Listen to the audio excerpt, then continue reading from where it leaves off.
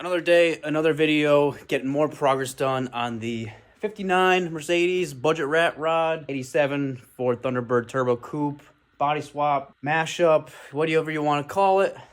This is the project we're working on. Last video you guys saw, we got all the fabrication done for the air ride system, so the car is officially sitting on bags on all four corners. It's sitting as low as it's going to sit for now, which is pretty dang low. We had to do a ton of fabrication in the rear to get it a couple inches lower than it sat before. I mean, we completely gutted the upper control arm mounts and upper bulkhead. We fabbed up a whole custom new suspension. We had to make offset bags for clearance. We had to notch the frame. We did a ton of work. So if you guys are interested in that, go check out the last video. A major thing that I'd like to check off the list is get the car back up and running. So that way we have live power going to all the electrical system, and when we go to wire everything, we know what we're probing and we know what we're tying into or bypassing or whatever we need to do. In order to make that happen, we're going to have to reinstall the gas tank. We're going to have to relocate the battery to the trunk area because there's no room up front for that anymore because we chopped off 10 inches from the front to make the Mercedes body fit on top of the Thunderbird chassis. So we're going to have to do that. While we're getting the car running again, I want to figure out the cooling system as well. The stock Thunderbird radiator doesn't fit anymore, and the stock Mercedes radiator is not efficient, nor is it usable because the car was basically a wreck, stuffed in the woods. But I did get another radiator, so we're going to have to fab up some mounts and get that all situated, and that way when we do get the car started again, we can let it run. We can bleed the cooling system, and we know that it'll actually real well drive when we actually get it on the ground. So we got a lot of work to do, a lot of big things to check off the list for this video. Hopefully we get all those done for this video. So with that being said, I think what we're going to do is start with the fuel system. We're going to have to reroute the fuel lines to the tank because since the car is a lot lower, the axle's up a lot higher. So we're going to have to kind of finagle those a little bit, get those to snake up around everything a little differently. And then we also have a new fuel pump to put in that, so kind of do a little maintenance items. So we're going to start with that, and then we're going to keep checking things off the list. Okay, I lied. We're not going to start with the gas tank. I'm a little burnt out with being under the rear of this car for the last month or so with the suspension fabrication and dealing with the gas tank. So I'm a little tired of being under that back end of the car. So we're going to stay up on our feet this time, and we're going to start trying to figure out the mounts for the radiator. So what I really wanted to do was try to reuse the Thunderbird radiator because for budget's sake, there was nothing wrong with this radiator when we pulled it out of the car. Height-wise, it looks good, but width-wise, it just doesn't fit anymore. With this front nose and the front apron, it really narrowed up that section that we have to mount a radiator in. Since we chopped off 10 inches off the front of the car, it obviously pushed the grill and everything towards the front of the motor dramatically, and our space to put a radiator is extremely limited. So in order to keep it far enough away from the pulleys and everything and have room for an electric fan, we're gonna have to put it super close to actually mounting it behind this grill here. And as you can see, the grill is pretty tall and narrow, while the radiator is a lot wider than that. So before I even had tried to think about what we were going to do for that solution, there was actually a couple of you guys who suggested doing a radiator from a early 60s Mustang because they tend to be a lot narrower and taller instead of shorter and wider like the Fox platform radiators. So that's exactly what we did. We went with a 3-core radiator for a 65 Mustang with a 302 swap. So even though the radiator is a little bit narrower and not much taller than the Thunderbird radiator, it should still be plenty of enough cooling for this little turboed 4-cylinder because this is meant to keep a 302 V8 cool in a small compact Mustang. So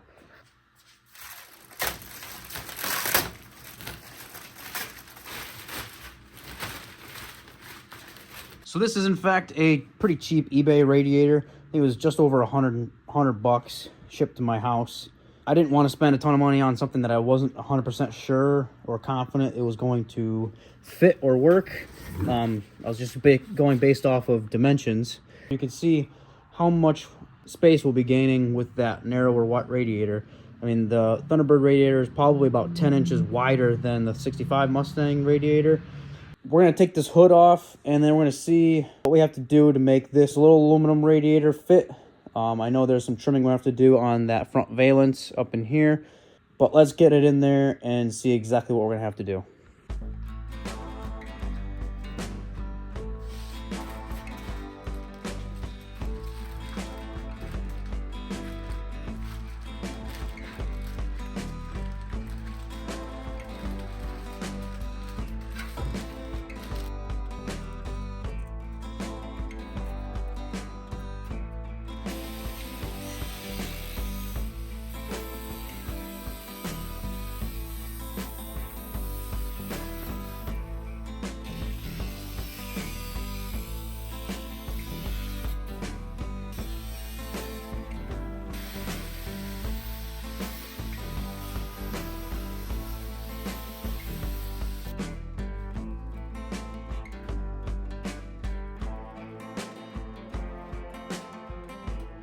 One other clearance issue we're going to run into is where the center of the grill there, where there's a striker pad and the old lock for the old hood locking system or latching system. We're going to have to trim that back. I'm hoping that we're not going to lose the rigidity and structure too much in the hood and the grill. I'm hoping that my round bar framing will take most of that structure and strength rather than that center section. So I'm going to trim that. We're just gonna have to see how flimsy it gets, and we might have to reconfigure the whole framing of that and structure so that way it clears the radiator but still offers structure for the hood.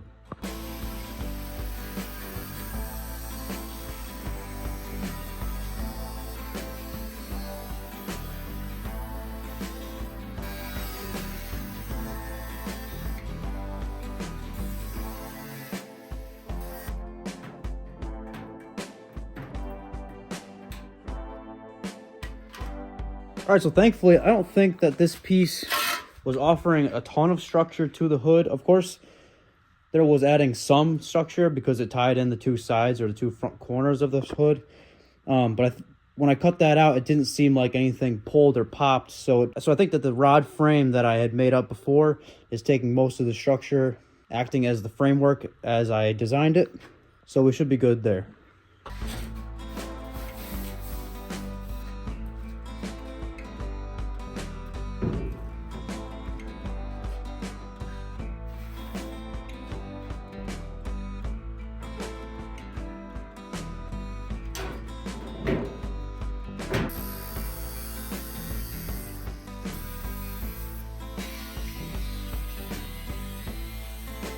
Alright, so even after all this trimming, somewhere the corners of the radiator are hitting, I think, the framework of the grill on the back side, but I'm not 100% sure. So what I'm going to do to figure out exactly where it's hitting is I'm going to take a dab of grease and put it on the two corners, top corners of the radiator that stick out the farthest, lay the hood down again, and then when I bring the hood back, I'll be able to see where that grease transferred from, and that'll tell me exactly where I have to trim or I'm having the clearance issues.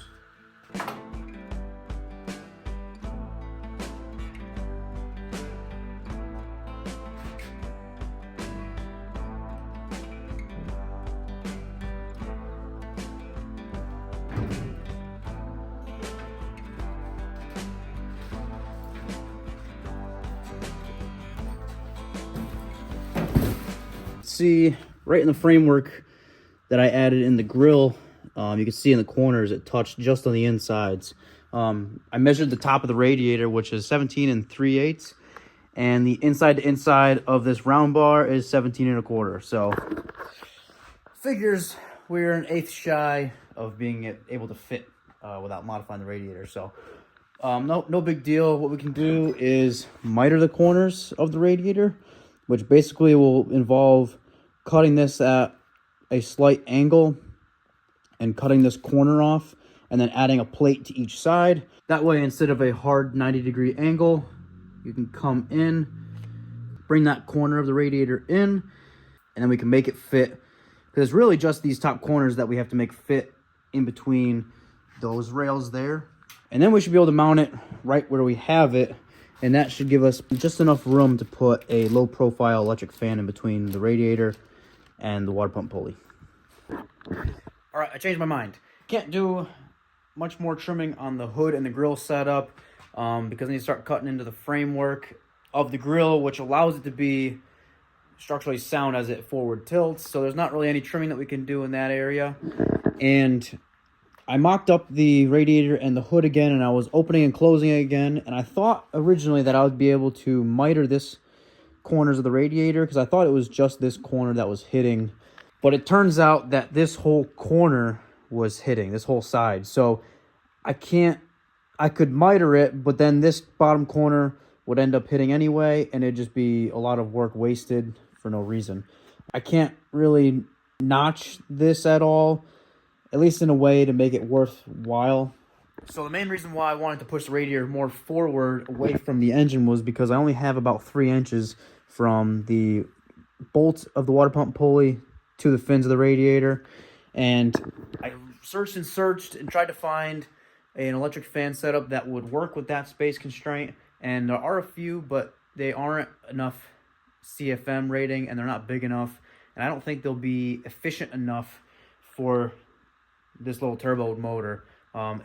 It being a 4-cylinder is not the major heat creator. It's the fact that it's boosted, and also since we chopped off 10 inches and really brought the front of the nose closer to the motor, and we don't have any vents in the hood yet, I just have a feeling that it's going to hold heat, and I'm going to have troubles keeping the motor cool, and I'm going to need a lot of airflow. So couldn't find anything that was a polar fan, which effectively sits behind the radiator and pulls air through the fins, which is the most efficient. And I couldn't find one in the correct CFM rating that I was really looking for. So what I'm going to try is a pusher fan, which sits on the front of the radiator, which isn't as efficient as a polar fan. In a correctly built system, it can be more than efficient. It works for a ton of builds.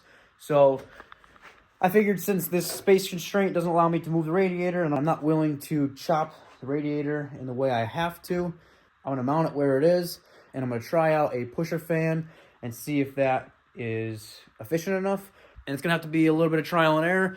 If it doesn't work, it doesn't keep cool enough, then we'll have to try something else. But until then, we'll try this. So next we're going to make some mounts to mount the radiator. I got some square tubing and some rubber isolators that we're going to use. We're just going to do a basic, probably a vertical post setup, maybe tie it into the sides to give it a little bit of rigidity. And then we're going to use these rubber isolators to mount the radiator to the square tubing. So that way these will be like mini shock absorbers to absorb the vibrations, because if you solid mount this, especially it being aluminum, over time a lot of the vibrations could cause this to crack, and then your radiator is going to leak. So we'll use those to prevent that. So let's get some mounts made up for this radiator, and then we're still waiting on the fan to come in, but we can do this in the meantime.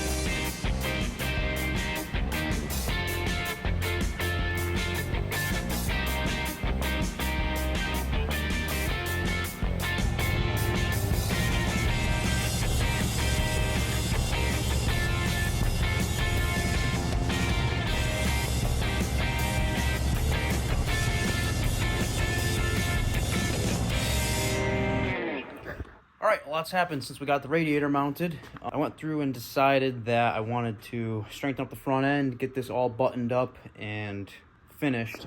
So we went through and trimmed off the excess apron that was on the side, the factory apron, because it was non-structural and it looked ugly and it wasn't doing anything anyway besides basically offering a mount for a couple modules and stuff like that, or like the starter solenoid and all that BS. But that stuff we can do later.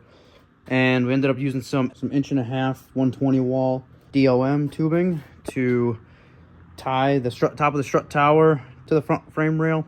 I cut the strut tower back here, plated it with 3/16 tube on each side of the car with some of the DOM tubing, and then made some dimple dye gussets to make everything look fancy.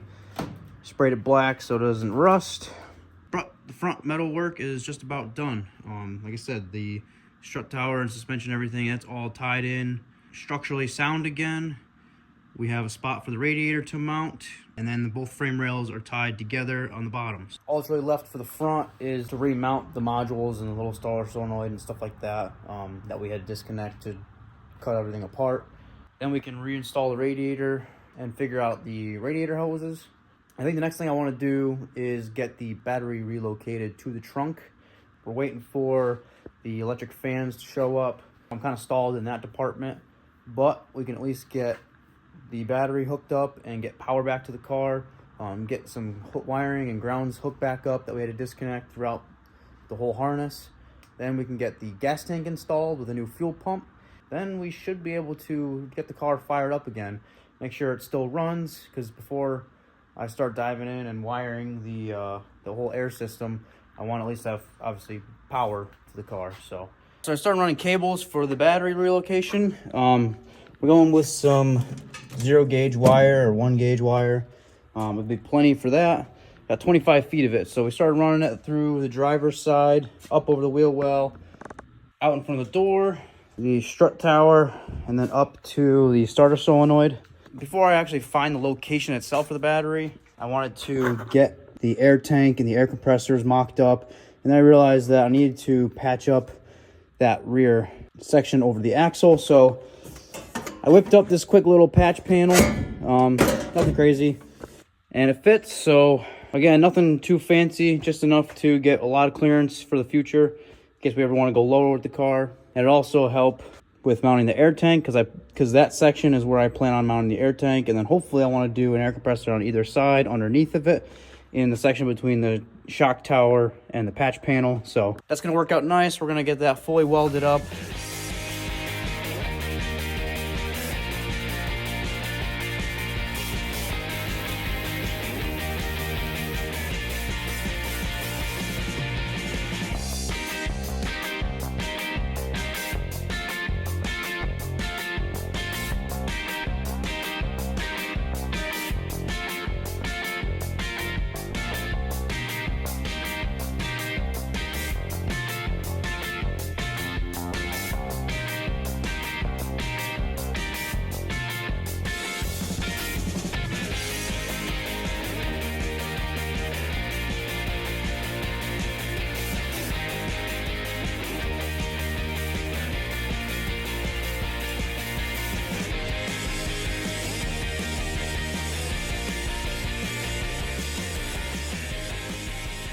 All right, we got that patch panel all welded in and finished up. Welding that factory galvanized sheet metal absolutely sucks. I mean, even when you clean it really good, it still kind of welds crappy. But nonetheless, we got it done. But we got the air tank kind of mocked up in a rough position of where we want to mount it. And then the 2 compressors, I'm going to mount it on either side symmetrically, just to kind of make that look nice. While we're at it, doing the sheet metal, might as well just keep going and seal up the drive shaft tunnel.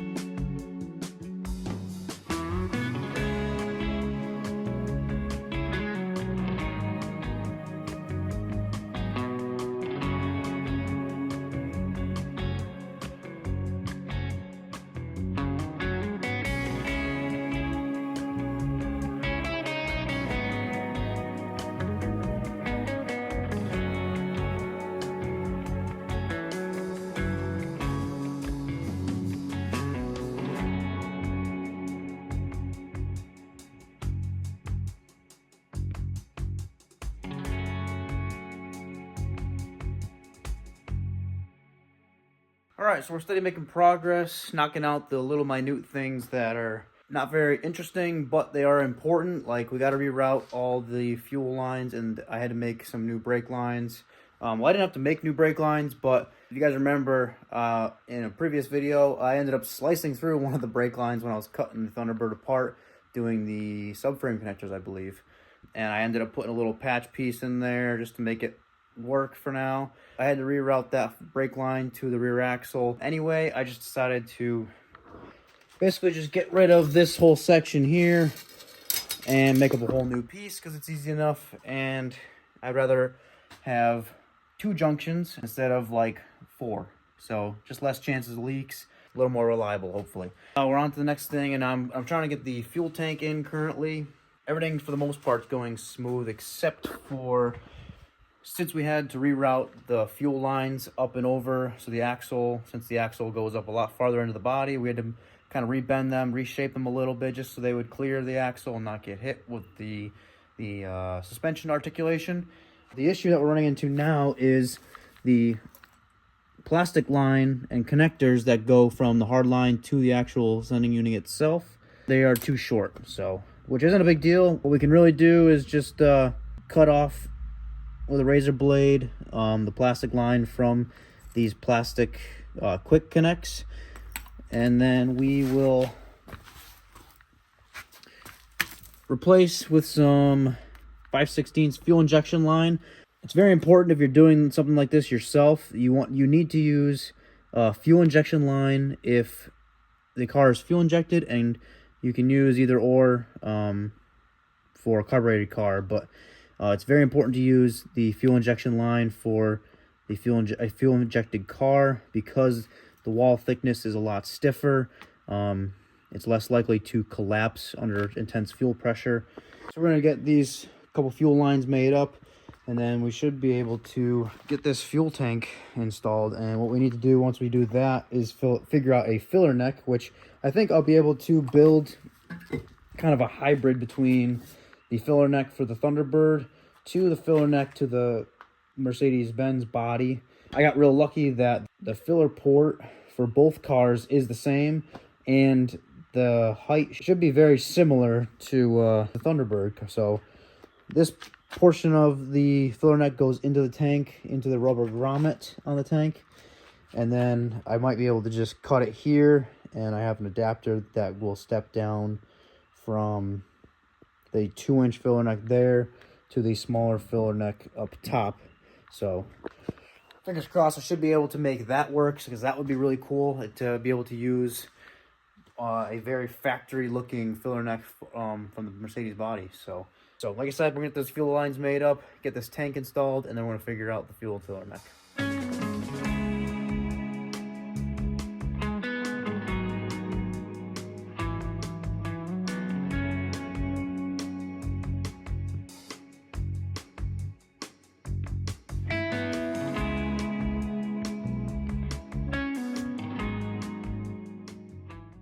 All right, so we got the fuel tank all bolted in last night, all the new fuel lines made up. Everything just bolted right up back in the factory location. And so I started working on the filler neck solution. I was originally planning on trying to basically make a hybrid between the filler neck for the Thunderbird and the Mercedes body, until I crawled under there, and I honestly couldn't have planned this any better myself. This just worked out by chance. But the factory Thunderbird filler neck lines up damn near perfect to the filler neck for the Mercedes body. Even down to the little nubs stick out before it hits the grommet. I know the angle is probably a little steeper than it would have been on the Thunderbird, but other than that, it goes right to the factory location on the Mercedes body and fits perfectly in the fuel door.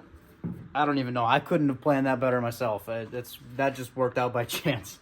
So thankfully that was easy peasy. Basically just gonna have to drill a couple holes so that way we can actually bolt the actual filler neck to the body. And then that project is checked off the list. A lot of parts on this build have lined up very well, considering both cars were built 30 years apart, and even different manufacturers. For that to line up just like that, again, I couldn't have planned that better myself.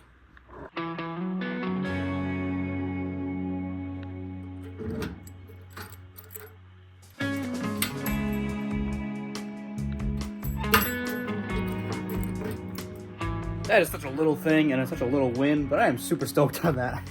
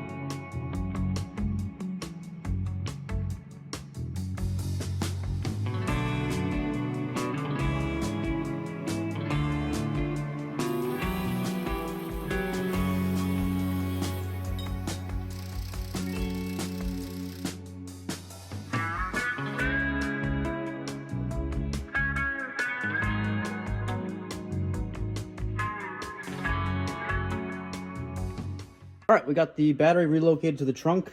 I was able to reuse the factory Thunderbird battery tray from up front. Just drilled a couple holes, put a couple nutserts, made a little angle bracket to tie it into there, and I think it's a pretty clean look. I have an idea to find some like old vintage period correct old cooler that would have been, you know, in one of these cars in the 50s. So I'm gonna try to find one of those to makeshift a battery box, but for now, that'll work. I have the radiator hoses all hooked up. I was able to thankfully use the upper and lower radiator hose from the Thunderbird. I just did a little bit of trimming to make them work. The top hose, basically just cut it in half, and it snakes right from the neck to the upper radiator port. And then the lower one, same deal. I was able to just trim it, and it snaked from the bottom port to the top. It's sitting a little close to the crank pulley, but there is plenty of clearance right now. So I got the radiator hooked up. There isn't any water in it. We got the fuel tank in. There's no fuel in it right now. I'm just going to see if the car cranks over to make sure I did the battery location correctly, and also make sure I have most of the grounds that I disconnected hooked back up. If it cranks over, we'll throw some fresh fuel in it. I got a new fuel pump in there, so throw some fresh fuel in there. And we'll see if this one will fire up for the first time as a 1959 Mercedes, technically. Yeah, we're gonna crank it over and see what happens.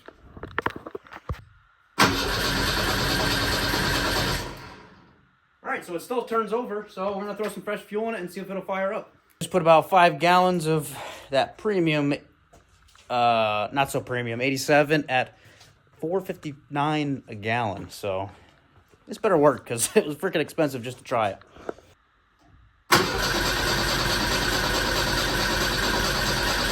I don't think I hear the fuel pump kicking on. I might be missing a couple grounds. All right, so I just checked pressure at this Schrader valve on the fuel rail, and there's no fuel pressure there, so I gotta go chase some grounds in the trunk area to see which ones I forgot, because I did connect a couple of them, but there's a few of them that I didn't connect thinking that I might not need them, so. All right, it won't fire off. It does have spark, but for some reason, we're not getting fuel pressure up to the rails still. I can hear the fuel pump kicking on, so I'm hoping that maybe I just didn't put enough gas. I only put a couple gallons in it.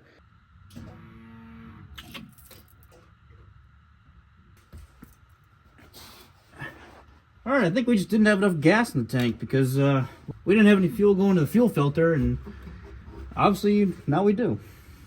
And yes, the fuel filter is hooked up correctly. I relocated it from the other side of the frame rail here to the inside just to get the lines repositioned and not so low hanging like they were before. Since the car is so low now, I don't want to risk nicking any fuel lines.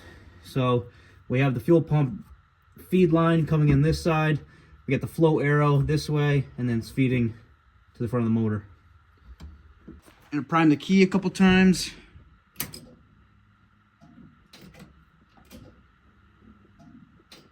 I can hear fuel flowing now.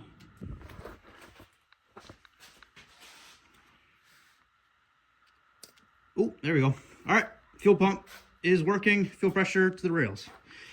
Now it should fire up.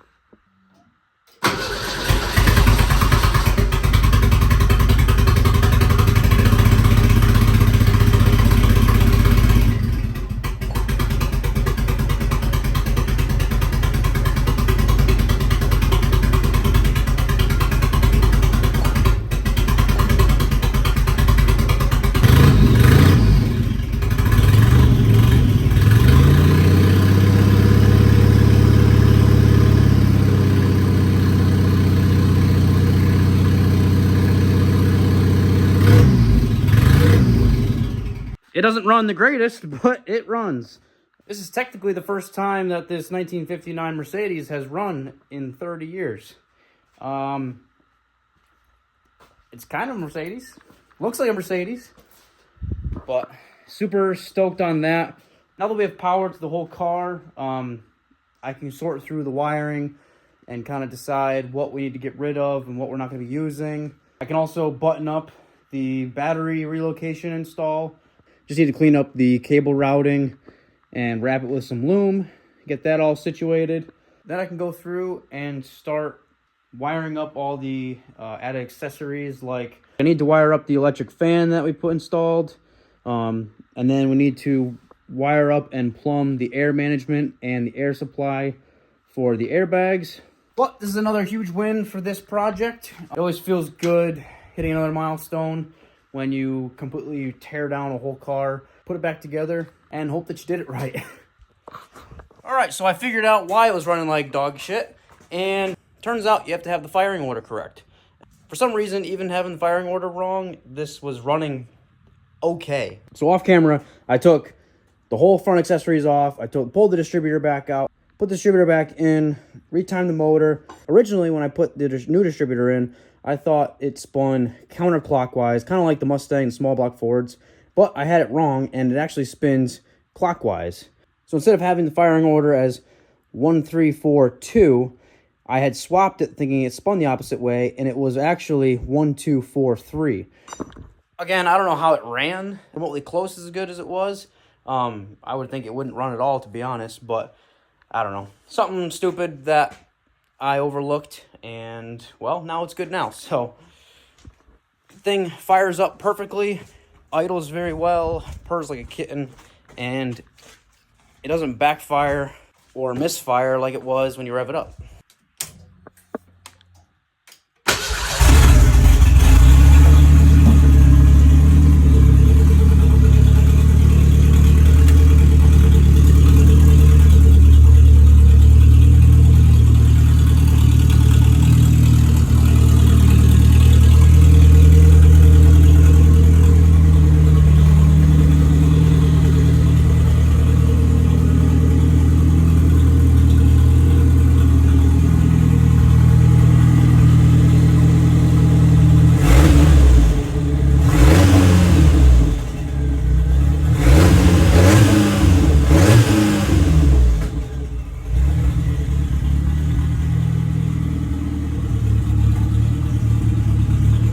So there you have it. I can confidently say that it runs very, very good.